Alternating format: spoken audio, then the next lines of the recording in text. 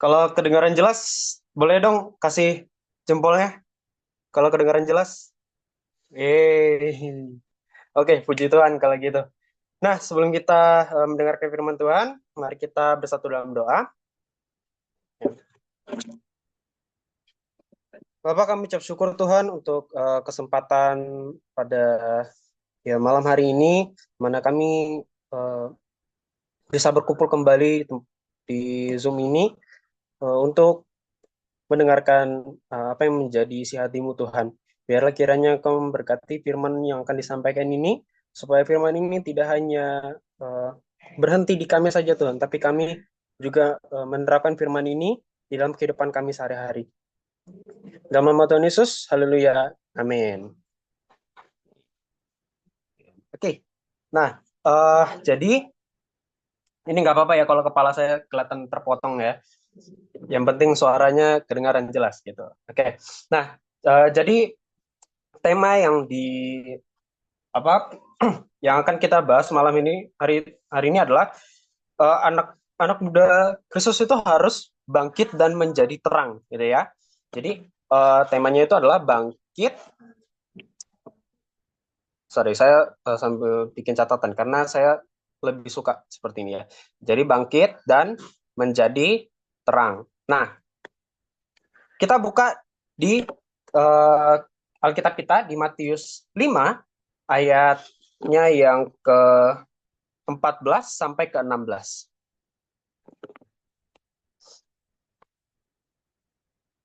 Ya.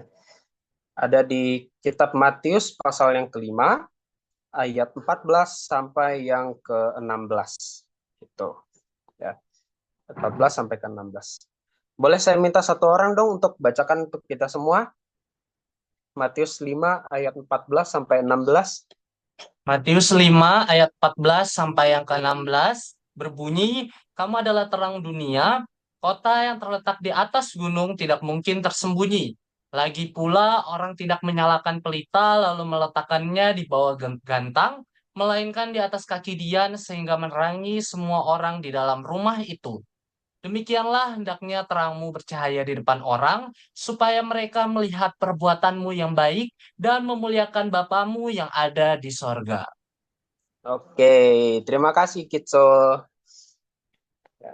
Oke, nah eh, dari ayat firman yang sudah kita baca, eh, yang sudah dibacakan tadi, ya, ini tentunya bukan lagi merupakan ayat yang asing bagi kita, dan ini adalah ayat yang ya sangat familiar bagi kita gitu ya. Kita sering sekali dengar eh, ayat firman Tuhan ini gitu ya. Jadi menjadi garam dan terang dunia gitu. Nah, dikatakan di sini saya berfokus di ayat ke-14 ya sampai 16. Kamu adalah terang dunia. Kota yang terletak di atas gunung tidak mungkin tersembunyi. Nah, lagi pula orang tidak menyalakan pelita lalu meletakkannya di bawah gantang, melainkan di atas kaki dian sehingga menerangi semua orang di dalam rumah itu. Demikianlah hendaknya terangmu bercahaya di depan orang, supaya mereka melihat perbuatanmu yang baik dan memuliakan Bapamu yang di sorga. Nah, teman-teman kita mulai definisi dari terang itu sendiri dulu ya. Nah, terang itu kan secara sederhananya adalah eh, lawan kata dari gelap gitu ya teman-teman ya. Kalau kita belajar bahasa Indonesia antonim ya terang pasti lawan katanya gelap gitu. Nah, apabila terang itu ada di dalam sebuah ruangan gelap, apa yang akan terjadi teman-teman? Nah, tentunya pasti ruangan yang gelap itu ya gelapnya akan hilang gitu karena ada cahaya yang menerangi di dalam ruangan tersebut. Nah, uh, berdasarkan firman yang sudah kita baca ini, kita tuh ternyata disebut Tuhan sebagai terang dunia gitu. Nah, kita adalah terang dunia dan di ayat ke-16 ini sangat ini ya apa satu hal yang menarik bagi saya karena dikatakan gini, demikianlah hendaknya terangmu bercahaya. Terangmu berarti sebelumnya sudah ada terang dong dalam diri kita. Nah, ketika kita memutuskan untuk mengikut Tuhan, ketika kita sudah menjadi anak-anak Tuhan, kita ini sebenarnya di dalam setiap kita anak-anak Tuhan, orang-orang percaya, itu punya terang masing-masing. ya. Jadi punya terang masing-masing. Nah, makanya dari itu Yesus berkata bahwa kamu adalah terang dunia, gitu. Karena di dalam diri kita itu sudah ada terang yang daripada Tuhan. Nah, eh, lalu apa yang harus kita lakukan dengan terang itu? Nah, ini yang penting. Ini yang penting. Nah, seringkali anak-anak muda itu teman-teman eh, sulit sekali untuk menjadi terang. Kenapa sulit sekali untuk menjadi terang? Karena salah satu faktornya ya adalah lingkungan. Ya, lingkungan yang mempengaruhi. Bisa lingkungan, bisa teman, bisa lain-lain. Sehingga terang yang di dalam diri kita ini itu makin redup, makin redup. Nah, saya sendiri pernah mengalami itu, teman-teman. Jadi uh, saya kan sudah punya terang yang daripada Kristus nih. Nah, seharusnya yang terjadi pada diri saya adalah saya memancarkan cahaya tersebut kepada orang lain, ya, supaya orang lain bisa melihat, oh, ada terang Kristus di dalam diri saya. Nah, tetapi apa yang terjadi sebaliknya? Yang terjadi sebaliknya adalah cahaya itu redup, teman-teman. Ibaratnya gini, ibaratnya uh, kayak di sebuah ruangan aula aula besar gitu ya, aula besar gelap, cuma ada satu lilin di situ. Nah, itu saya. Ibaratnya saya ya, gitu ya. Nah, saya itu ibaratnya sebagai lilin itu, lilin itu. Jadi kecil, kecil. Nah, tetapi yang seharusnya saya lakukan adalah ya kan harusnya saya menambahkan api, betul? Menambahkan api supaya terang itu makin besar, makin besar, makin besar dan akan mengalahkan ya kegelapan di ruangan itu tadi. Nah, tetapi karena saya merasa bahwa ruangan gelap itu terlalu besar bagi saya, api yang sudah saya punya itu makin lama makin kecil, akhirnya hilang. Akhirnya hilang. Nah, ketika saya baca di ayat 15, ya, ketika saya baca di ayat 15, lagi pula orang tidak menyalakan pelita lalu meletakkannya di bawah gantang. Artinya apa? Ketika kita sudah punya cahaya, kita sudah punya cahaya, ya seharusnya itu kita jangan sembunyikan, tetapi kita munculkan. Kita munculkan. Nah, munculkannya dengan cara apa? Bukan dengan cara kita membakar diri terus bilang, "Weh, aku bercahaya." Enggak gitu, teman-teman. Tetapi uh, memancarkan cahaya Kristus ini adalah kita memancarkan apa yang menjadi karakteristik dari Allah sendiri. Gitu. Nah, karakteristik dari Allah itu kan uh, ada banyak ya, ada banyak karakteristik dari Allah. Salah satu yang paling sering kita kita apa kita dengar adalah Allah itu penuh kasih. Nah, jadi ketika kita sebagai anak-anak Tuhan, kita bangkit menjadi terang, ya. Ketika kita mau memancarkan terang Kristus, apa yang harus kita pancarkan? Ya, kita pancarkan itu tadi karakteristik dari Tuhan Yesus kita, yaitu kasih gitu. Nah, bagaimana kita menunjukkan kasih kita pada uh, setiap orang, gak cuma orang Kristen aja, ke sesama orang Kristen saja, tetapi juga kepada orang yang non Kristen gitu. Non Kristen. Nah, apakah ini suatu hal yang mudah? Tentu tidak. Tentu tidak. Ini bukan satu hal yang mudah. Apalagi kalau contoh kita berada di lingkungan yang minoritas, kayak lilin tadi. Apalagi kita sebagai lilin, kita di tengah-tengah kegelapan ruangan. Apakah itu mudah bagi kita untuk terus bisa menerangi itu? Kemungkinan besar tidak. Nah, maka dari itu apa yang harus kita lakukan ya? Ya ini tadi kita menambahkan api. Nah, api yang dimaksud ini kita menambahkan dengan ini, teman-teman. Dengan ini.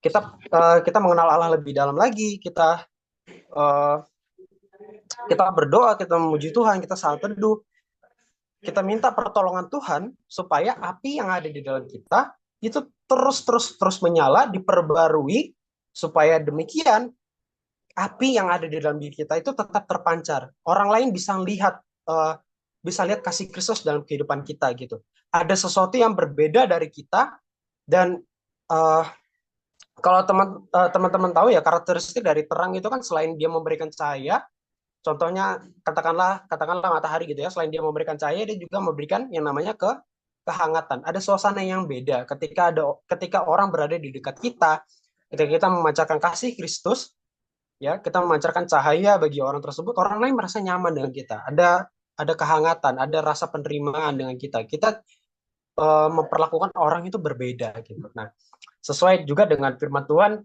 ada dua hukum hukum utama ya, kasihilah Tuhan Allahmu dengan segenap hatimu, dan juga yang terakhir, kasihilah sesamamu manusia. Nah, eh, itu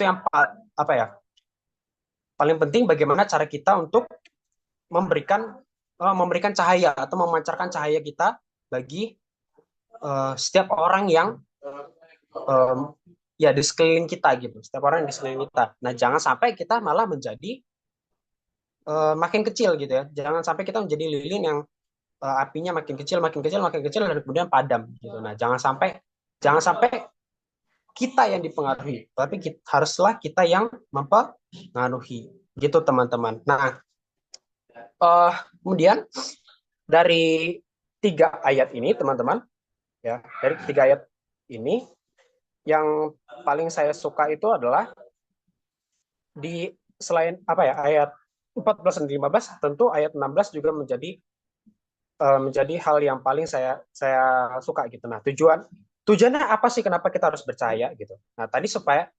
satunya adalah supaya orang lain bisa melihat kasih Kristus di dalam hidup kita. Nah, tapi ada juga tujuan lain selain itu, yaitu untuk memuliakan Bapamu yang di sorga. Nah, ketika kita memancarkan kasih Kristus, ya, ketika kita mau memancarkan kasih yang memancarkan cahaya bagi orang lain, ingatlah bahwa kasih itu harus betul-betul dipancarkan dari hati, bukan karena ada motivasi sesuatu hal yang apa ya. Contoh misalkan, kita memancarkan kasih melalui perbuatan kita melakukan kebaikan sama orang lain, kita baik sama orang lain, tetapi hanya untuk supaya orang tahu, oh, aku ini orangnya baik. Itu jangan, teman-teman, bukan seperti itu gitu ya, bukan seperti itu mainnya. Tapi ketika kita memancarkan kasih Kristus kepada seseorang, ketika kita berbuat baik ya, ketika kita berbuat baik, kita memancarkan kasih Kristus buat orang, kemuliaan yang seharusnya diraih itu ya untuk Tuhan gitu. Ketika orang tanya, kenapa sih kamu baik banget, kenapa sih kamu baik banget sama aku gitu. Nah, kita bisa jawab, teman-teman, oh iya, aku baik sama kamu karena Kristus sudah baik duluan sama aku. Nah, ini salah satu bentuk kasih dari Kristus untuk kamu, gitu, teman-teman. Nah, ya mungkin itu saja yang bisa saya sampaikan. Jadi cukup singkat, teman-teman, karena memang ya ini juga dadakan ya, dadakan. Jadi saya mewakili GMK Kasongan. Saya mohon maaf sekali karena ini cukup dadakan, dan apa ya, tadi tuh saya sudah menyiapkan, cuman entah kemana catatan saya hilang, teman-teman. Catatan saya hilang, tapi ya poin-poin intinya tadi tuh gini, poin-poin intinya adalah kita sebagai anak-anak Tuhan itu kita sudah punya terang Kristus dalam kehidupan kita. Itu yang pertama yang perlu kita ingat ya. Jadi masing-masing dalam hidup kita sudah punya terang. Dan yang kedua, kita harus pancarkan terang tersebut, jangan disembunyikan. Kita pancarkan, kita tunjukkan uh, cahaya Kristus itu ya. Nah, kemudian yang ketiga adalah tujuannya.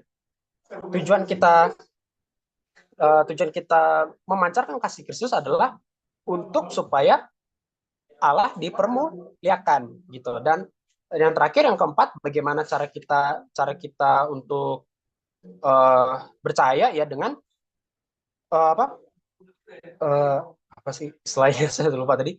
Ya, memberikan atau mewujudkan karakteristik Allah di dalam kehidupan kita, melalui kehidupan kita gitu ya. Dan kita tahu bahwa karakteristik Allah ada banyak ya, ada kasih, ada adil, ada macam-macam. Nah, kita bisa tunjukkan itu sebagai bentuk cahaya kita bagi orang lain.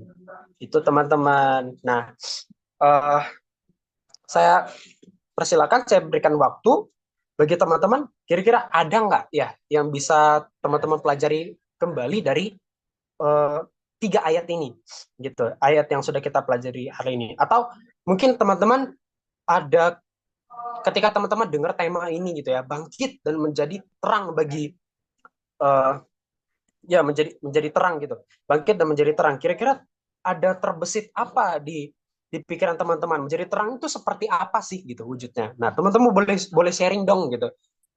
Gitu ya. Saya mau dengar nih, teman-teman yang lain mungkin juga pengen dengar ya, Mas. Eh, Menurut teman-teman, definisi teman-teman menjadi terang itu seperti apa sih gitu? Boleh kasih sharing ya, kasih contohnya seperti apa gitu. Wujud nyatanya seperti apa? Saya persilakan bagi teman-teman. Apakah ada?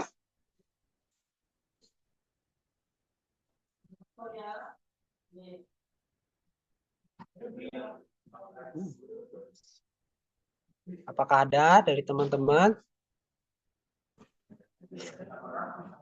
Mungkin dari Buntok? Dan dari Buntok ada? Ada Nggak ada, Daniel? Kak. Ah? Oh, nggak ada. Oke. Ada Daniel, ada Cio. Nih, nggak ada yang mau bersaksi nih. Gitu. Menurut kalian jadi terang itu seperti apa sih? Gitu. Dalam wujud nyata, tindakan nyata menjadi terang itu seperti apa menurut menurut teman-teman? Saya coba mulai ya. Nah, kalau dari saya sendiri itu menjadi terang itu kan artinya kita memberikan ini ya, memberikan pengaruh bagi orang lain, memberikan apa ya? Kita menerangi orang lain. Nah, jadi suatu ketika ini di tempat perkuliahan gitu ya. Nah, jadi waktu itu saya praktek ngajar teman-teman, saya praktek ngajar dan di depan saya tuh riuh, banyak banget anak-anak ribut, ributnya luar biasa gitu, ributnya luar biasa. Nah, jadi mereka mereka ini ribut dan ini anak kelas 3 gitu. Nah, anak kelas 3. Di antara anak-anak yang ribut itu, ya di antara anak-anak yang ribut itu ada dua anak yang mereka itu berantem, pukul-pukulan, pukul-pukulan mereka ini. Nah, kemudian ketika saya melihat itu, sebagai guru apa yang harus saya lakukan? Apa yang harus saya lakukan? Tentu saya harus tegur mereka. Saya harus tegur mereka, saya lerai mereka, pisahkan mereka gitu. Dan saya tanya gitu, kenapa kalian berdua berantem gitu? Kamu kenapa pukul temenmu? Terus dia bilang, e, aku pukul dia karena dia ngejek aku gitu. Terus saya tanya lagi sama yang satunya, kamu kenapa ngejek dia gitu? Terus dia jawab, ya karena aku suka aja gitu. ini ini jadi masalah gitu ya. Terus saya bilang, oke, ya, oke. Kalian berdua, saya bilang gini kan, kalian berdua ini sama-sama salah. Ya, yang satu suka ngejek temennya, yang satu balas dengan mukulin temannya. Ini perbuatan yang salah. Ya. Nah, kalian berdua seharusnya sebagai sesama teman tidak boleh seperti itu. Nah, yang harus kalian lakukan apa? Ya berteman baiklah gitu. Yang satu nggak boleh ngejek temennya, yang satu juga nggak boleh balas dengan kekerasan gitu. Ketika ada temen yang ngejek kamu, ya kamu cukup tegur, stop, aku nggak mau kamu ejek aku lagi, tolong berhenti, seperti itu.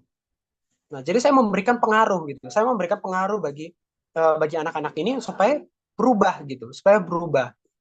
Dan setelah ya, ini kejadiannya cukup lama ya. Nah, setelah beberapa waktu, saya udah nggak ngajar di situ, di kelas itu, saya lihat ada perubahan gitu.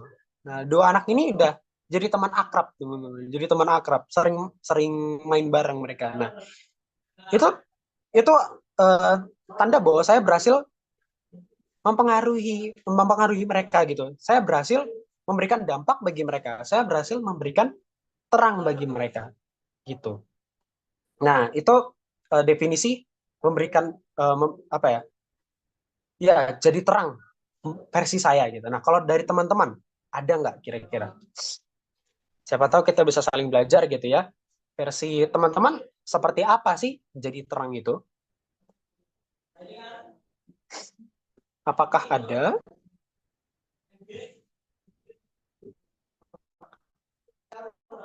Tenang, saya nggak makan orang kok. Kalau teman-teman mau sharing silakan, saya nggak larang juga. Saya nggak makan orang. Tenang. Apakah ada?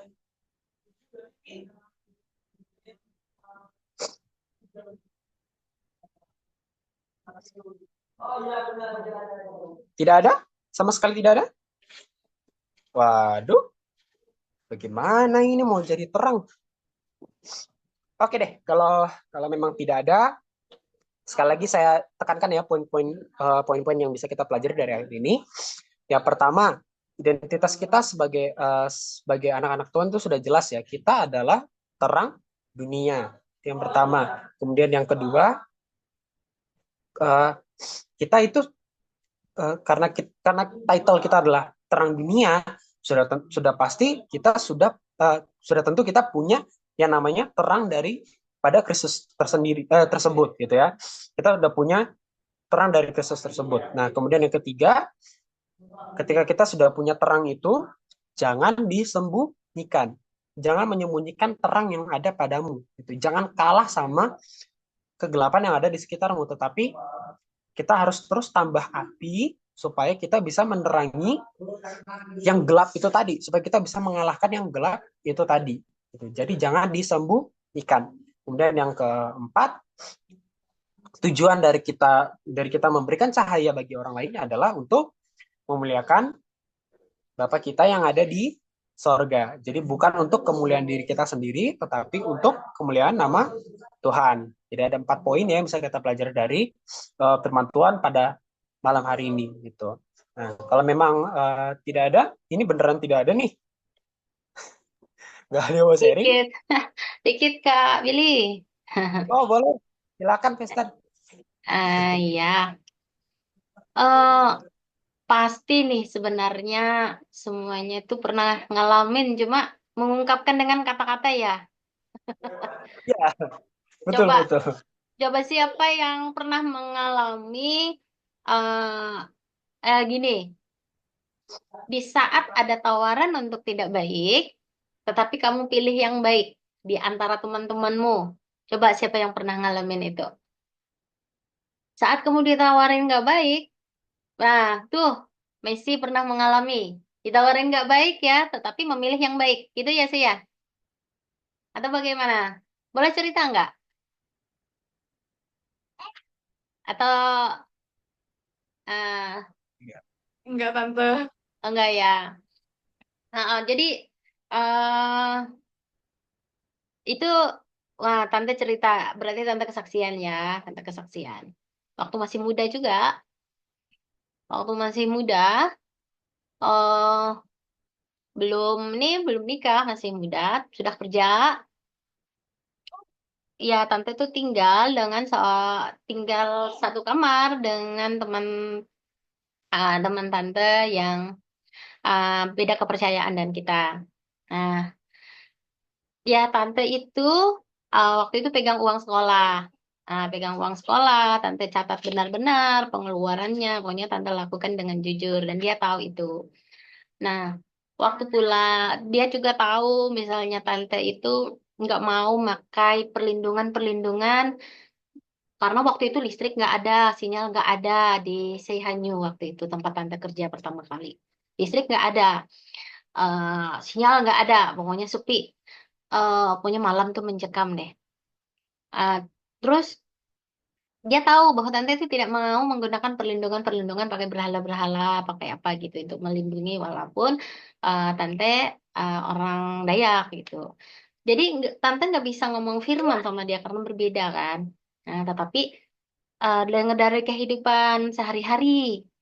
Nah, suatu saat waktu dia pulang, dia balik lagi, dia bilang, mamahnya katanya ternyata bilang gini, oh, ternyata orang Kristen itu tahu dosa juga kah? Kayak gitu. Oh, selama ini, benar. Karena memang di lingkungan tempat dia, saya nggak mau menyebutkan ya, Kak. Di lingkungan tempat dia itu memang nggak ada orang Kristen. Semuanya itu adalah orang mereka. Jadi, oh, ternyata kata mamahnya nih, dia cerita. Oh, orang Kristen no, tahu dosa juga. Nah, mungkin bisa jadi itu ya Kak Billy contoh-contoh menjadi terang, yaitu hidup sesuai firman. Melakukan firman aja, walaupun nggak bisa berkata-kata waktu itu karena memang berbeda. Mana, nah itu kemudian satu saat waktu itu pertama kali belum jadi guru, gajinya itu hanya 400.000 waktu itu. Waktu jadi guru, saya punya teman juga berbeda juga dia. Sebelum berangkat itu, saya dikasih kakak 10.000. 10.000 saya ingat, 10.000 dikasih kakak 10.000. Berangkatlah kami ke kantor dinas pendidikan di Kapuas. Hari Jumat waktu itu. Ada satu orang, ibu-ibu saya tidak kenal. Dia bilang, aduh dompet saya ketinggalan, tapi dia perlu uang. Nah, saya punya itu aja yang bisa saya beri. Dan dia memang perlunya segitu. Saya kasihlah uang itu yang dikasih ke saya pagi tadi. Saya kasihlah uang itu. Ternyata nggak apa-apa, makasih nanti udah ya nanti saya ini ya nggak saya nggak sampai sekarang saya nggak ketemu lagi orangnya dan saya juga memang tidak berharap kembali benar-benar itu.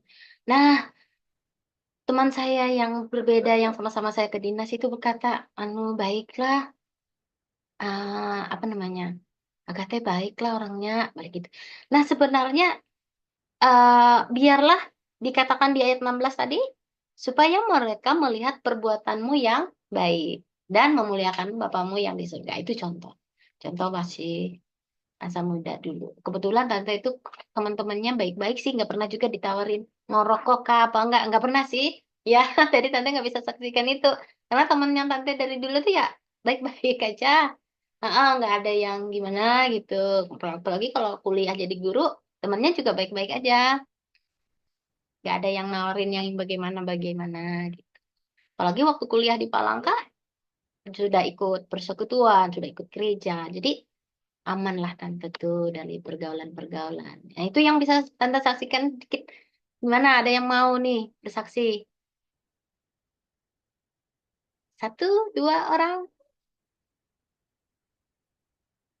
Ini Banjarbaru kayaknya Gwen.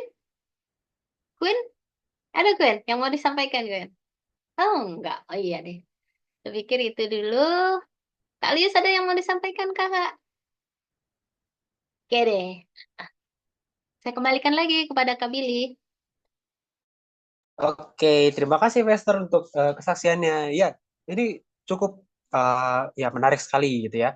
Ketika kita memang eh, apa ya, ketika kita kesulitan untuk eh, menjadi terang melalui kita ngomong berkata dengan firman Tuhan, teman-teman. Ya, salah satu hal yang bisa kita lakukan adalah ya melalui tindakan kita gitu. Melalui perbuatan kita. Pernah dengar istilah begini nggak, teman-teman? Eh, kita itu seperti kitab yang terbuka yang bisa dibaca oleh semua orang. Nah, maka dari itu ketika kita memancarkan kasih Kristus bagi orang-orang yang ada di sekitar kita, ya orang lain akan melihat kitab yang terbuka itu. Orang lain akan melihat diri kita sebagai kitab yang terbuka gitu. Nah, ketika kita melakukan apa ya, segala bentuk tindakan ya, ketika kita melakukan segala sesuatu itu akan dilihat oleh orang lain. Nah, pada saat itulah teman-teman yang akan memutuskan apakah teman-teman mau memancarkan kasih Kristus itu atau teman-teman akan sembunyikan itu. Nah, itu yang akan itu pilihan ada pada teman-teman semua. Nah, saya harap sih teman-teman terus memancarkan cahaya Kristus ya, karena kita sebagai anak terang tentu harus memancarkan cahaya Kristus yang sudah ada di dalam diri kita masing-masing gitu. Nah, ya demikian yang bisa saya sampaikan. Kalau begitu kita tutup dalam doa ya. Mari kita bersatu di dalam doa. Bapak, kami mengucap syukur Tuhan untuk kesempatan pada malam hari ini. Kami sudah mendengar sebagian dari firman-Mu. Firman-Mu yang berkata bahwa ya Tuhan, kami harus menjadi terang Tuhan. Dan Engkau tahu Tuhan bahwa ini bukan suatu hal yang mudah bagi kami. Terkadang ketika kami berada di lingkungan yang kami rasa ini Tuhan kami nggak sanggup untuk jadi terang. Kami justru malah menyembunyikan terang yang daripadamu Tuhan. Tuhan, apabila kami pernah melakukan itu, Engkau temukan kami pernah melakukan itu dalam kehidupan kami, tolong ampuni kami Tuhan. Dan biarlah kiranya dari firman ini kami belajar bahwa Ya, kami mau menunjukkan terang kasih-Mu bagi orang lain, Tuhan. Tidak hanya bagi sesama Kristen saja, tapi juga bagi semua orang. Supaya kembali lagi Tuhan, kami ingat tujuan awal. Untuk kemuliaan nama-Mu Tuhan Yesus. Dan biarlah kiranya Engkau menyertai semua yang ada pada Zoom hari ini, supaya bisa melaksanakan apa yang menjadi firman-Mu pada malam hari ini. Dalam nama Tuhan Yesus, aku berdoa. Haleluya. Amin. Ya, kembali